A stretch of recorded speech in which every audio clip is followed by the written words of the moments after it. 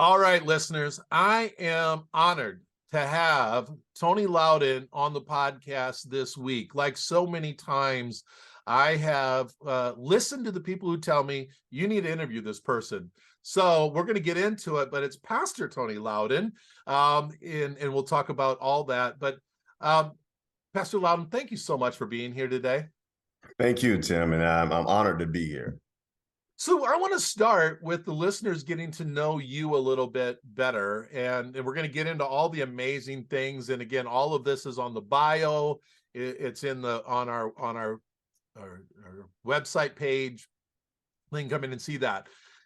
But I want to start with where you started, and that is growing up in North Philadelphia to a single parent, and we're going to get into the impact of that.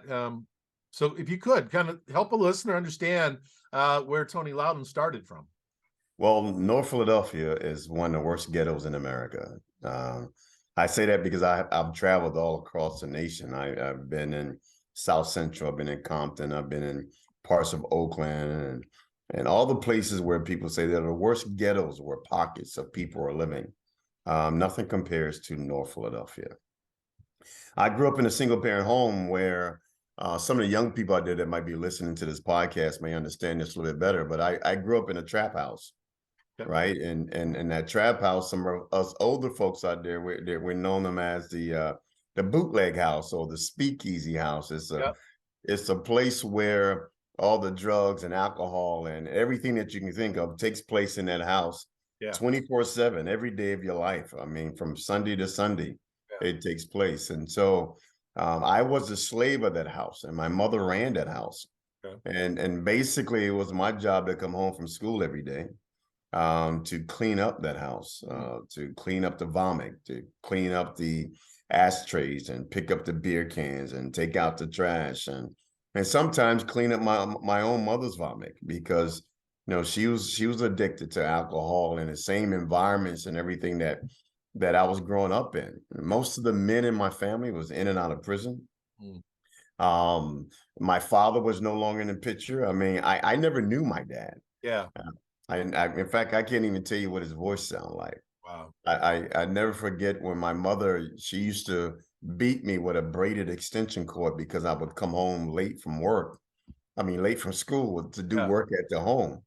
And not because I was a bad kid, but just because I was late doing my part around the house. She would be beating me, and she would use all kinds of derogatory language, like you're no good, you're just like your no good dad. And in my mind, I'm like, I don't know who my dad is. How can I be like my no good dad? And she would use the derogative word. She used the N-word quite often. I had my mom called me the N-word more than any white person ever called me the N-word. But I had an aunt who would tell me that if I come to church, she'd bake me a banana pudding. And every Sunday, I would go to her house chasing that banana pudding. And more importantly, she would take cocoa butter and baby oil and mix it together and create this balm. And she would rub it in my wounds from the beatings that I would take from my mother. And she would always say things like, in her prayer, as she's rubbing this in my wound, that no weapon formed against you shall prosper. You shall be the head and not the tail. And she started praying in tongues and started saying things like, God speak his name in rooms he's never even walked into before.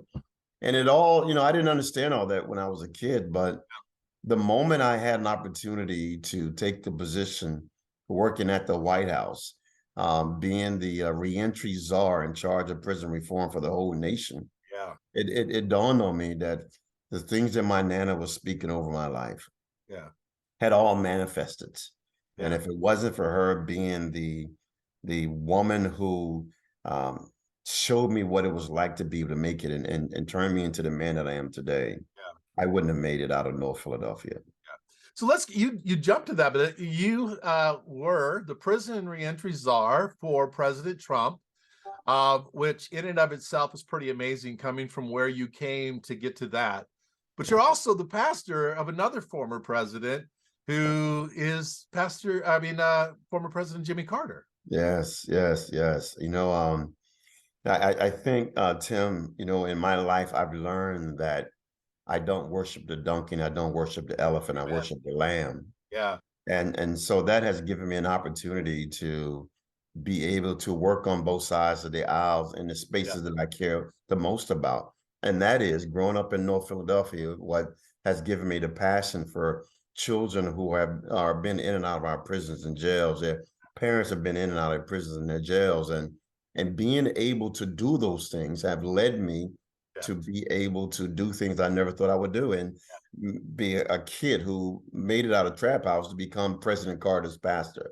Yeah. And then to also be appointed by President Trump as the reentry czar for the whole nation. You know, my daughter will be able to grow up and say that her father served two presidents at the same time, Yeah. one Republican and one Democrat. And they both have had a major impact in my life Yeah. about being able to serve and being able to, you know, put Old Glory first. Every Saturday, I get an opportunity to sit with President Carter and Rosalynn Carter, and the things that they've poured into me. I Yeah. just thank God, Tim. I wish Yeah. everyone, you know, he sometimes he said, you know, you're just like one of my sons, Oh, and he's always pouring into me more than I am yeah. pastoring him. And So talk about a man who took his platform and really pushed it forward after his presidency yeah, to the glory of God, really. I mean, yeah, the Habitat for Humanity has changed yeah, so many people's lives yes, that, you know, until we get to heaven, we ain't gonna know what that's really right. the impact was, right? Now you mentioned your daughter. What's your daughter's name? Tabitha Naomi. We pull both names out of the Bible. Oh yeah. She And just and she oh, your just wife. turned 5. Okay, awesome. What a fun age. And your wife's name? Pilar. Pilar. Yes. So you're now this father, you're a husband, but you grew up with a single mom. It was your nana who, and because of banana pudding, got you, you know, kind of Yes. exposed to, you know, the path that you would get on, and I'm assuming from the pastor standpoint. But Tony, where did you get your male influence from growing up to understand what it meant to be male, to be a man? Was that coming from in a single household? I've done another interview with a gentleman who came from the projects to his PhD and then was doing mental health work in at Mayo Clinic, and again, a rise from really low to up. And we talked about that. I'm curious, where did you get your impact? Tim, I think the biggest thing that when kids growing up in these types of communities, who's in their life that can give them a rites of passage into manhood. Right. And so chasing that banana pudding, my aunt whose husband was he was there all the time. Okay. It gave me a visual image of what a man is supposed to be. Yeah. There was times in sitting on the porch with him and listening to the Phillies or the Pirates, or every now and then he'd take this coat hanger that he had in his broken radio and adjust it, and we can pick up the Yankees. And he would say to me, sit right here on the steps, and I need you to visualize that you are playing baseball in this game as well, Wow. because I want you to be able to realize your dreams. And not only did he talk to me about my dreams, Yeah. but he also gave me images of how much he loved his wife, Mm. that he didn't beat on his wife. And so I had an opportunity every week to Yeah. see something different, but also saw my mom getting beat up by all these different men that she had relationship with. And that my mom was using herself to satisfy these men for meals sometimes to come into the household, or just because that was the world that she was living in.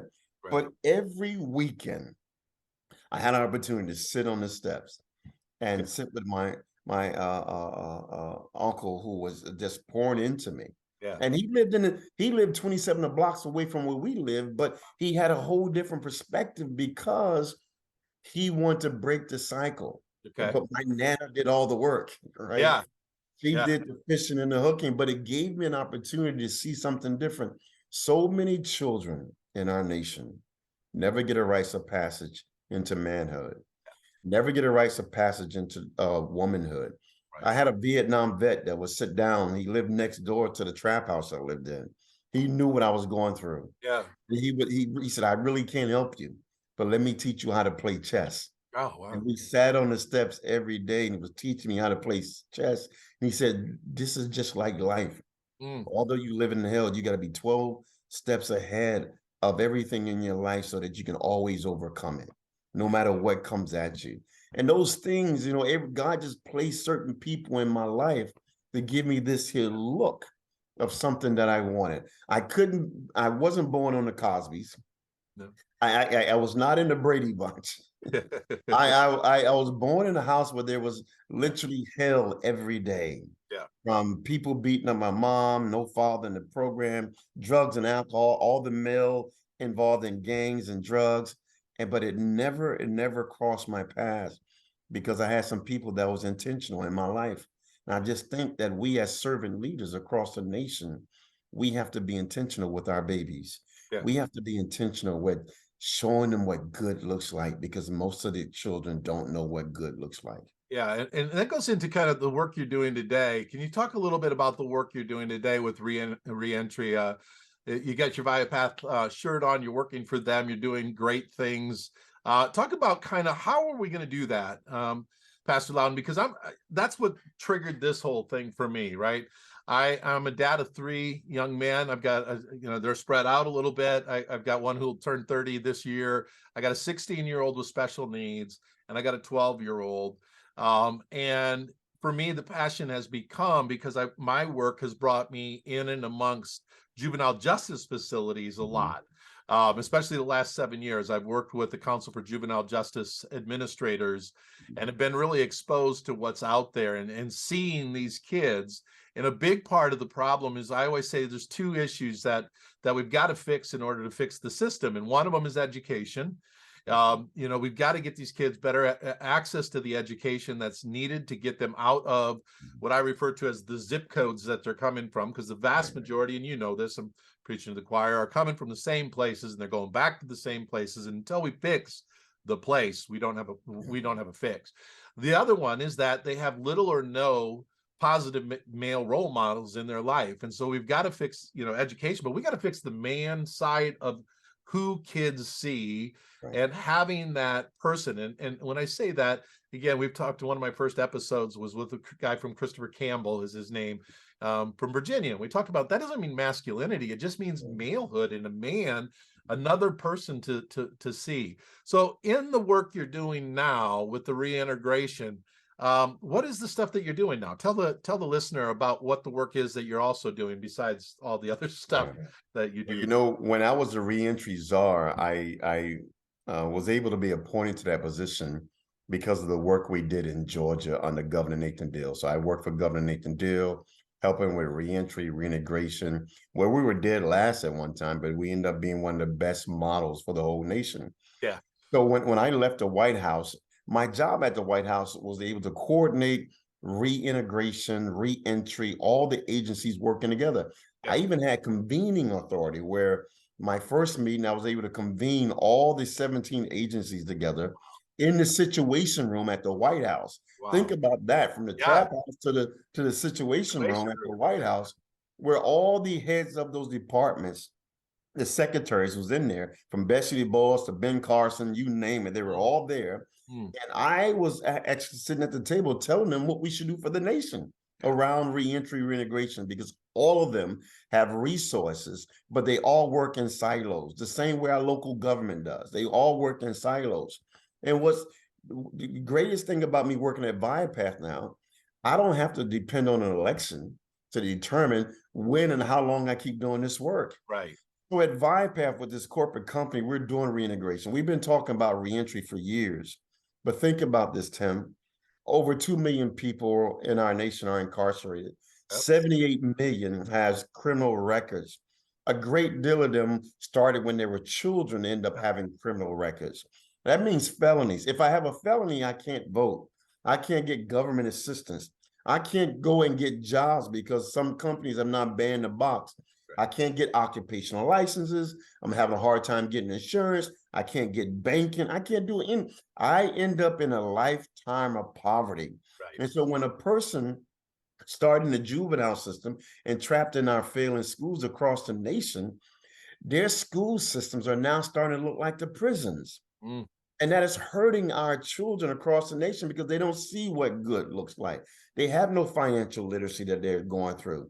They end up committing some of the same crimes. In some cases, I have met fathers who are in prison with their grandfathers whose juvenile or their children have a probation officer who's on their way to prison as well. We have to change that. We have to give parents an opportunity to either go to a charter school or another school that can get them out of the zip code that is failing. We have too many schools in our nation where they have been failing for 10, 15 years in a row, can't make a 69 out of 100. We don't go to restaurants that make a 69. Right. So our children, our babies should not be going to school systems that can't make a 69. And so what I'm doing at ViPath, we're taking technology, tablets, and changing the whole dynamics of how we reintegrate people back into society. We're using this technology to put GED, high school diplomas, careers, everything that a person is learning inside the prison and make themselves better. When they get ready to come home, it's on our tablets when they're on the inside. But when they come home, they can log on to the internet, go to the portal, and continue everything that they're learning. We gotta look at it and say to ourselves as a nation, how do we get a person who come home from prison their vital records? We're letting people out of prison without their driver's license, without an ID, without their social security card or the birth certificate. Let me tell you something, America. They can't even rent an apartment or get a job if we don't allow them to get their vital records. Either we have to look at corrections as being a place where we correct people and allow them to go back home, or we have to just accept the fact that we got 2 million people incarcerated. We don't care about them, and we just want to warehouse them. If we do that, then we must ask the questions, why do we allow our veterans who fight in some of the longest wars come home and then self-medicate, be addicted to drugs, and then go back to those same failing communities that they joined the military to get away from? They self-medicate and they become just as involved. Their children are just as involved. They're desperate. They in our prison systems now. And then we say to them, this is what you get for when you serve Old Glory. There's something wrong with that. We have so many veterans in our prisons now, Tim, that we have this thing called veteran dorms. Right. That is a disgrace to our nation. That is a disgrace to our veterans. And I talk again, if we look at also the statistics, they're the #1 suicide threat that we got right now. 22 today will probably commit suicide. And again, that it is a disgrace. So we've got to do better. We've got to definitely do better. Tim, you asked a question about the missing men. Yeah. Okay, so what if the husband goes off and fight one of his longest wars? Yeah. Then we think he's coming back home from Afghanistan. He's going to be right. Well, he's not right. Well, you don't go right back to his home. You go right back to his community and be an impactful person in that community and be the image of what men look like. He's on the streets. Again, I mentioned Dr. Jared Leffler is who I mentioned earlier, who came from the projects to his PhD. He's now at VCU Health in Richmond, spent 10 years, at the Mayo Clinic, world famous, internationally famous. And he talks about his dad came back from Vietnam, which is why he was raised by a single mom, because his dad came back with all the PTSD stuff, not ready to be a parent, not ready to be a husband, not ready to be the man that he should be. And again, got ate up by the system. Yeah. And it's a terrible system because once they get in it, it's tough for them to get out. You know, if you think about, just the mere fact that we say a person who have done their time, came out of the prison and did everything they're supposed to do, we don't allow them to get employment. We don't allow them to vote. We don't allow them to do none of those things, and they end up with a lifetime of poverty. We have to change that. And so when BiPath asked me to come on board, I was doing great by doing consulting around the nation. I didn't need another job. But when they told me what they want to do to help men and women and children and connect children with their parents while they're in prison through technology, because most of our prisons are in rural communities. Most of our jails is hard to get to because of transportation and poverty. But a child needs to see his mother and his father. And so we do video conferencing to put them together so that these children don't be having to go to these big prisons, these facilities, and see their dads. We allow them to have this time where they can communicate. Their dad can help a child with his homework by looking at them. right? And tell them this is not where you want to go. This whole keeping the unity in the family together. We have to be about that. And today we've got the technology to do that. I tell people all the time, I have a job where I travel a lot. And I still every day see my kids thanks to FaceTime and Zoom and Yes. those things. I could be in Australia doing work in Australia and I'm still going to get up to see my kids. And there are times where my wife has said, okay, I've had kind of enough, and she'll text me, can you get on FaceTime? And I'll get on FaceTime, and there the tablet is looking at my kids, and my wife's taking a break because she needs a little bit of a break, and the boys have kind of pushed her limits a little bit, and we've got that technology. So help me understand then from the technology standpoint. I think it's great what you're doing. But I always kind of go back to, okay, how's it being funded though? Where's that coming from? Because let's be honest, prison reintegration typically isn't a high priority when it comes to funding streams, right? It's like I say all the time, I get to go into juvenile justice systems across the country.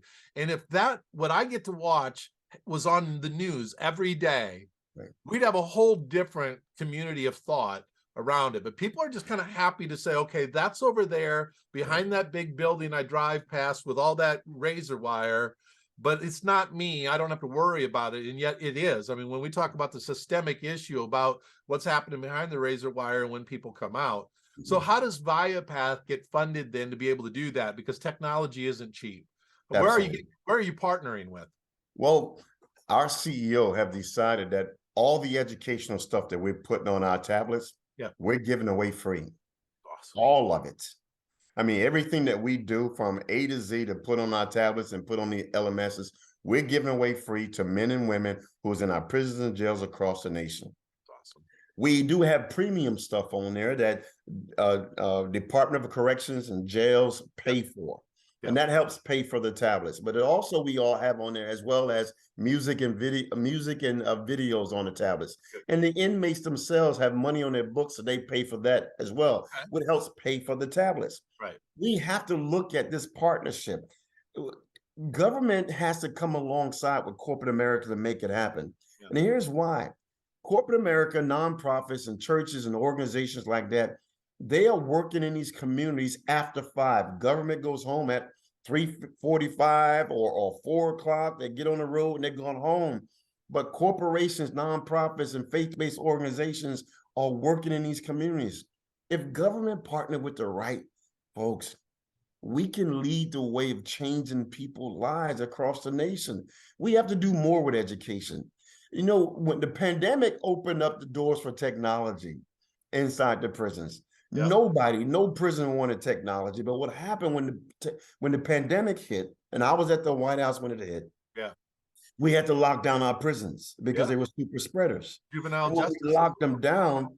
Staff was bringing in COVID. Visitors were we had to stop it. Staff stopped coming to work. Volunteers who was doing the volunteer work in our juvenile facilities as an adult, they couldn't come in. So what happened, we realized that we had to rush and bring in technology to continue the programs. Because one thing that we knew, that the 97% of the people who are coming home from our prisons every day, because we release 600,000 every year, they're coming home. They have a timestamp certain. So we had to continue doing the work, and technology opened the door. And we're building the infrastructure inside the prisons so that we can download stuff in the cloud, so they can do heating and air and welding and hospitality, all those things, so that when they come home, they can get a job and have a place to live and pay child support, all those things. And that's why I'm excited about this. And government has to understand that we have to bridge the digital divide, not just in our prisons, but also in our communities. Because you and I both know there are some communities when this pandemic hit, in rural and also the inner city, those kids couldn't even get their education. That is a crime. And now that we've weathered the storm of the pandemic, we're almost 3 years in, those same babies are 2 and 3 years behind. And you and I both know if they can't read by on grade level 3, 3rd grade, they're going to end up in justice involved. And so at ViaPath, we're working with the children. We're doing family engagement. We started a foundation to break the cycle for kids. We're doing everything we can in a holistic approach. We're not talking about reentry anymore, because reentry don't work. it's reintegration. Awesome. Because the stigma, Tim, the stigma is real. Yeah. We say not in our backyard, but then we go to church and we say, I am my brother's keeper. Which is it? Right. So, all right, that's a great segue and shift, because I want to take us there. For the listeners, I'm doing this interview the Monday before election day. Tomorrow is election day. This country is going to make some decisions, and again, we're going to make decisions, really. But ultimately, we know that there's a God that holds all of it in His hands, right? Nothing's going to be surprising to Him. But at times when I get into some of these, and then I put my faith in with it as well, Pastor Lowden, there's this idea of separation of church and state. And reality is we can't you brought it up. You don't serve the donkey, you don't serve the elephant, you serve the lamb, right? So how do we as believers in Christ? So I'm going to go there. Again, I am a believer in Christ. I truly believe that this podcast was inspired by God putting on my heart these youth, so they don't end up having to be integrated as adults, that we're doing it at a youth level. How do we as a church then, I'm going to move us from, via path, corporate America to the church, which is kind of the segue we did. How do we make a difference? Because again, not only we're a church, but I said earlier, I think men are failing. I think the church is failing in regards to all this, because we say we're the church, and yet, today, let's be honest, there are more men, and I'm going to put it back on men because this is where my passion is. There are more men today tuning in to sports radio, sports podcasts, breaking down film from yesterday's NFL, that are breaking down sermon notes, if they even showed up yesterday. And if they did, they had their jersey on because they were going to Buffalo Wild Wings afterwards. So how do we get, and again, it's a Love Being a Dad podcast, how do we get men to become involved? Because these men coming out, and women, men and women coming out of the prison system, need somebody to look to. Next, one of the interviews I'm going to do, I met with him on the phone last week, is Clinton Lacey. I don't know if you're familiar with Clinton Lacey. Yes. Do incredible messenger mentoring movement, CM3. Yes. And Clinton and I are going to do a podcast at some point about the mentoring, the messenger mentoring that's taking place that he's doing. And it's not just youth, but a big chunk of what they're doing is youth. What are we doing for these men and women coming out of prison, and how can the church get involved in that? Well, here's the thing. First of all, when we talk about prisons, churches have to understand that, we live by this thing called the Bible, right? Our founding fathers talked about this book called the Bible. And that's why we put in God we trust on our money. That's why if you look at the rotunda at the Capitol, there's a picture of Moses there. Facing the House of Representatives. Facing the House of Representatives. Yes. And then we got in God we trust there. All of that. We've taken our eyes off that. In fact, we go to church on Sunday, and the preacher or the pastor or the priest can preach about Joseph going from the pit to the palace and back to the pit, and then freeing his people. And he was in prison. We talk about John, who wrote Revelations from the prison. We talk about Paul and Silas being arrested and going into prison and being free. We talk about all that. And then every Easter and Christmas, and we talk about the Pentecost, we talk about Jesus getting up and knowing that he had 3 trials from government and 3 trials from religious people, 6 in total, and given the death sentence. All during that time was incarcerated, and yet he became what I call a returning citizen. He came back and saved us and got up out of the grave. But here, faith community do not want to do prison work or reentry or reintegration. We can't have it both ways. We have to get back to the basics. We have to believe whether or not we are our brother's keeper. Let me tell you something. Criminal justice reform right now, and this mass incarceration of drugs and alcohol, all that is affecting everybody. And the reason why it's affecting everyone, because we're worshiping other things. On Sunday, we worshiping Georgia Bulldogs, Alabama, and the NFL, and the basketball, all those things that we're focusing. The Bible says, seek ye first the kingdom of God and all his righteousness, and then all these things will be added unto you. But one I love the most, and I hope your listeners, especially men, understand this. It says, to whom much is given, much is required. And when I look back at my life and think about all the things that God has given me, I must, as a mandate, live in that much required space, because my mother beat me with a braided extension cord that ripped the flesh off my body. I grew up around drugs and alcohol and gangs and all of that. And so when I sit down with President Carter and I see him at 97 saying, asking me the question, what can I do to help you serve? Yeah. Is there anything I can do? Is anybody I can call? Can I get behind something that you're doing? Here's a man at 97 who has done more servant leadership after the White House than anything he's ever done. Now, I'll finish with this. Yeah. There was a man from Ghana that came to church to hear President Carter do Sunday school. And I said, listen, he's no longer doing Sunday school anymore. He said, I just got to talk to him. I just got to talk to him. And I said, I don't even think he's coming to church today. Yeah. So he sat there, he sat through me teaching Sunday school. And then President Carter and Rosalynn Carter's Secret Service came in the church. He's sitting there. And then I went up to President Carter and said, there's this man from Ghana, said he desperately wants to meet you. He just wanted to tell you thank you. I didn't know what he wanted to say thank you about. Right. But he went up to President Carter. They sat side by side in the first pew of the church. And this man from Ghana started telling him, I just want to tell you thank you for eradicating the guinea worm in my home country. It saved my life. It saved my family.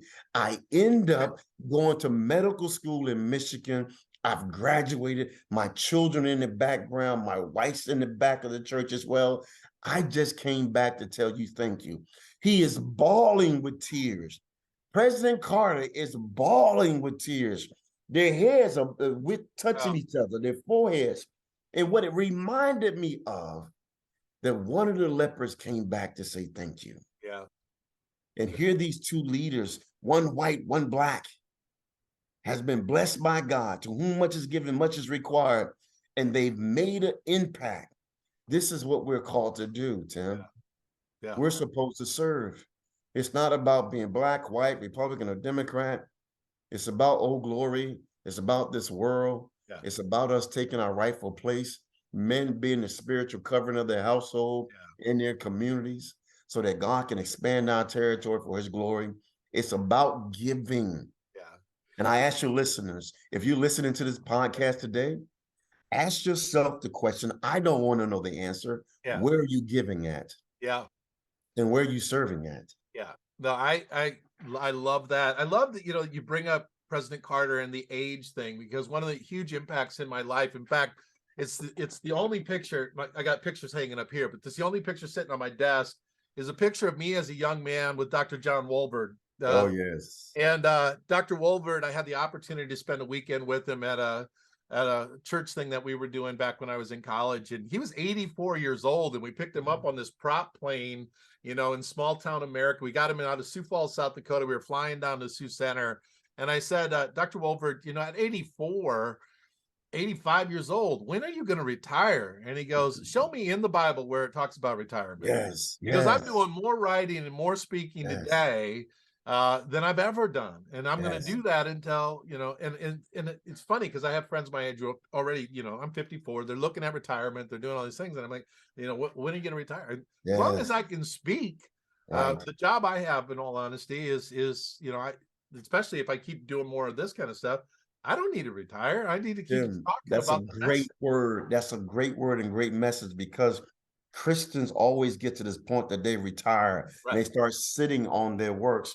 But then, they always asking God to do something for them, but yet they retired. Right. What if God retired on us? Right. Yeah. When we retire on him and we stop working and we stop serving, and I want to tell you this, we have so much to give from what God has given us. We should die to self. And I watch President Carter is not the man he used to be. Right.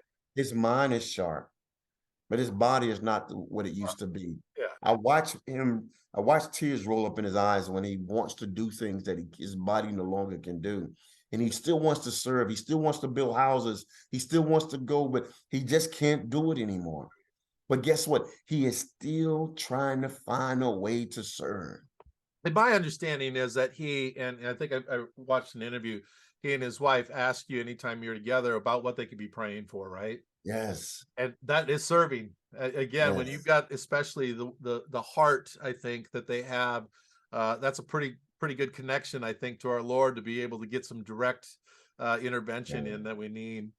I want to bring up one more topic, and you kind of went there a little bit, and I like the fact that as I looked at some of the stuff getting ready for this, is that in your church that you're at, and you are the very first Black pastor of this church. And for people who don't know the history, this church was founded because of uh, uh, some racial things that were taking place in President Carter's church before he became president. Yeah. It was a split because of that. And yet, though it split over the fact that the other church was very resistant to having any kind of, African American influence in it, you're the first Black pastor of this church, even though it was, really because of that. But when you look at the film and you look at, the YouTube videos and see you on the pulpit there, it is very much a mix of white and Black.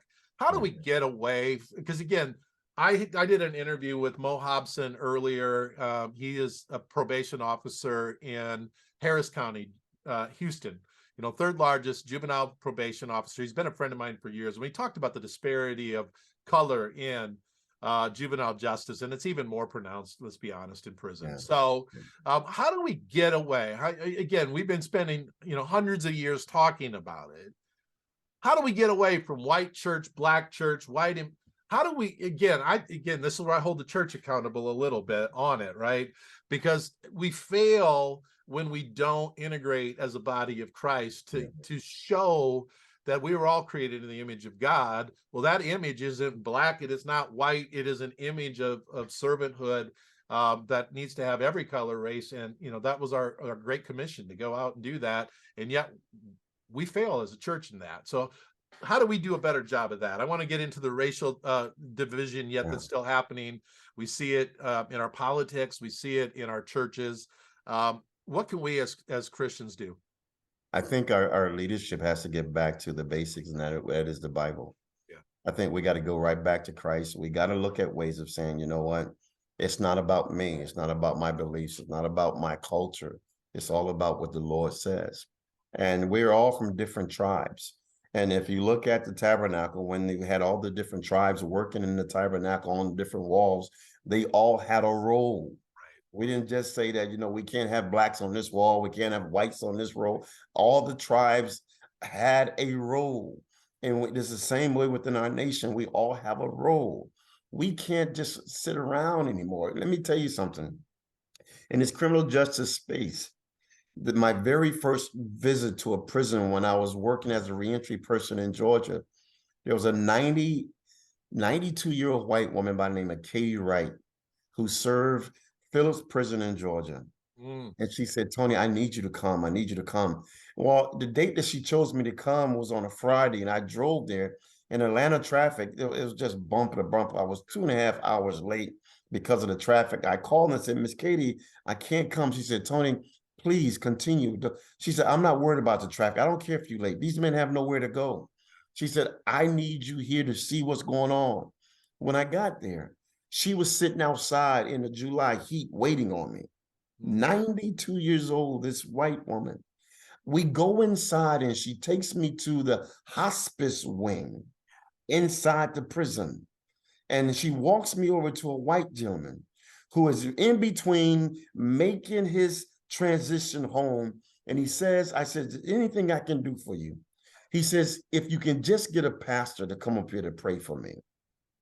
Because there was nobody coming to this particular ward to pray for him. And then I prayed for him. And then she took me into this gym where there were white men, Black men, brown men, all in this prison doing life. Yeah. Had nobody there, needing someone to take care of them and speak to them and give them hope. Yeah. And then I'm sweating because it's in July. I have a suit on. Miss Katie's there. And this gentleman who no longer could talk because he had been in prison so long, cancer had taken away his vocal cords. He came up with a piece of paper and he wrote down, is there anything I can do for you? He brought me a bottle of water. He had some napkins to wipe the sweat off my face. And all he wanted to do is have someone speak the gospel, the truth, to speak to his needs, his desire. He realized he's not going to get out, but he still needed hope. Yeah. And I don't care who's incarcerated, what color they are, the church has a mandate and obligation not to be in divisive politics. Yep. It should be about the Lamb. Our church should not become an arm of the R or the D. We should be the arm of the Lamb. Right. We have a different mandate. We have a different set of principles. We shouldn't allow a court system to allow it to lead our churches. Yes, we should be involved in our communities. Yes, we should tear down this whole thing, that separation of church and state, because when we pull up to the gas pump, it does not ask if we're a Christian or not a Christian. It charges us the same fees that it charged a non-Christian. But we should carry our heart and our soul and our mind, our compassion in everything we do. We should put our faith on display, not the R on display and not the D on display. It is our faith that we should put on display. And that's why I just think God has given me the discernment that, it can't be about a denomination. No. That's man-made. Yeah. It got to be about the Bible. It got to be about who this is. Yeah. Because I grew up in a community where, let me tell you something, I had more white people help me than black people. And that does not make me a sellout because I've worked for the Democrats or the Republican Party. I am a child of God who has been blessed to do things. I listen to a podcast every day, Dr. Tony Evans' podcast, and he did a whole thing on voting, and he calls that being a kingdom independent. Yes, that we vote for the kingdom, we don't vote for a party, and that we've got to, the discernment is, going in there and God's Spirit giving us the direction as a voter. We've got to be active, but we're not active in a party. We're active for the kingdom. Yeah. And I truly love the way you put that. Pastor Lowden, I'm going to ask you to send me at some point some links to things that if our viewers, our listeners could get involved in, even if it's just in giving. You talked about you have a foundation there. We are getting towards the end of the year with some stuff. People are looking at places for end of the year giving. I do a nonprofit spotlight every month, so I'll look at down the road. Maybe there's some places that we can look at to collaborate on that as well that are doing great work. But just kind of in a wrap up, how can, again, it's a male, it's a Love Being a Dad podcast. Ironically, 65% of my listeners are female when you look at the demographics, because I think, in all honesty, I think women want men to come back into the roles, and they want them to be there, and they want to be active, and they need partners. That's what we need to be, partners. We can't just let people like your Nana take the ball and run, right? And again, luckily she had a strong husband to give you that role model. But the way and the reason I started this is for men to get taught, and get some hope, because we're all out there, So for the men listening, what's one last thing you'd like to wrap up with? Well, first I also like to speak to the women listeners that, if you want a date night with the person you're in love and he happens to be a male that whether you're married or engaged or you have a relationship with them, have the date night, listen to this podcast, and hopefully maybe it will change their perspective. Use your influence to pull them into the church. Use your influence to have them serve with you in areas that they can make a difference in their community. To the men, I would encourage you to go out and read books like Dr. Tony Evans. Get them part of the whole kingdom movement that he's doing for adopting schools. Go in and read a book to a kid. Go and ask the principals in your schools and say, you know what, you got some kids that are falling through the wayside. I want to come up once a week or once a month and have pizza with those kids and talk to them about what it takes to make it out into society. Adopt some of those kids. Let me tell you something. Pizza, what is a pizza going to cost you? Right. You can get Domino's or Pizza Hut or Little Caesar, like $5. $5, Little Caesar. I mean, it's not going to cost you anything other than your heart and your time. Serve in areas. Don't be afraid. See, servant leadership, sometimes you have to get dirty. You just can't give to it and think it's going to go away. I was taught by my mentor that the word of God goes to our head, and that's where we meditate on it. And then somewhere in our head, it should go down to our heart, where when you meet me, it comes out. And then the third H, that somewhere in the kingdom, I should see my hands touching the things that God has put in me. And then the other H, that it should be a habit. So from the head to the heart to the hands, I have a habit of reaching out and helping kids. I want to challenge these men out there that have a habit of reaching and going to your football, your sporting events, going out, having a beer. Have a habit of giving to some child, pouring into a child's life. If you can just get one school, one child, one kid. I'll never forget the story, Tim, that I had from a parent. She told me, I said, how did you get involved in ministry and helping kids? She said, my husband went to prison and we were living in a trailer house and things were bad. He did some desperate things that ended up in prison and we were broke. I couldn't feed the kids or nothing. And I contemplated suicide. And she said, I was sitting in the living room thinking about how am I going to do it? I realized that my husband had a gun in the bedroom. I walked to the bedroom. And as I walked towards the bedroom to go get the gun, I walked past my two boys' room. And I saw my two little boys laying there holding each other, trying to keep each other warm. And she said, the Holy Spirit just stopped me right there and showed me what the main thing was, that it was about these two little boys who needed her to survive. And she said she did not commit suicide. And now they are running a multi-million-dollar foundation, helping kids, helping adults, helping women. And has she allowed the enemy to walk her into that bedroom and commit suicide? Those two boys would have repeated what their father has done. Now their father is out of prison. He's a speaker on the tour for this organization about what it takes to be out of prison. This is the type of impact that the men and the women can do to make our nation great so that we can have better days. Pastor Lowden, thank you so much for your time. Thank you so much for the work you're doing, the servanthood that you have. And listeners, make sure you go and look at our webpage for this episode. We'll have some links on there of places that you can get maybe some assistance, some guidance in your own world, but also some places if you want to give. Thank you again, Pastor Lowden. Jim, thank you. And I bless you. I pray that God continue to expand your territory, your ministry, because you're truly doing God's work. And I hope he put a hedge of protection around your family and your children, and so that the legacy that you leave behind will be greater than what the legacy that you're in right now. Awesome. Thank you.